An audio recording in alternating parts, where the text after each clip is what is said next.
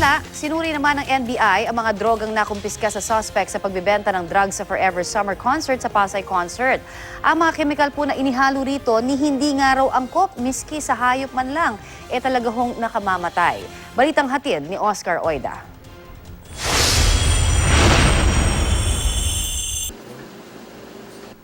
Not fit for human consumption. Ito ang pahayag ng Behavioral Science Division ng National Bureau of Investigation sa ginawang pagsusuri sa mga drogang nakumpiska kay Joshua Habalo.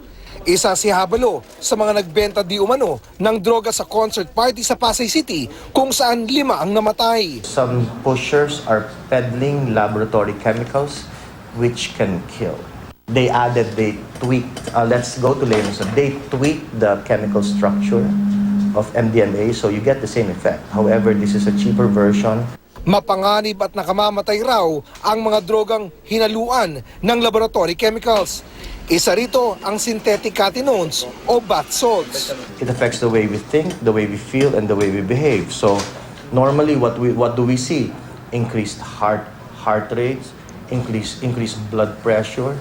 We see muscle spasms. Pero ang mas nakakabahala, nakitaan ito ng MDMA methylene homolog na ang talagang gamit makapagtukoy ng mga drogang gaya ng shabu at ecstasy. It is not fit for human consumption nor veterinary use, so making it more dangerous.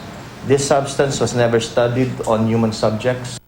Hinala ng ahensya, ginagawa ito ng mga sindikato para magsilbing extender sa droga at palakasin ang tama o pagkakahay sa droga. At ang mga naturang kemikal, wala sa listahan ng mga itinuturing na dangerous drugs sa Pilipinas. These syndicates are very much clever to do things in order to circumvent the law. That's the very purpose. Para pag nahuli mo at ito ang content, hindi sila mapoprosecute later on. Oscar Oida, GMA News.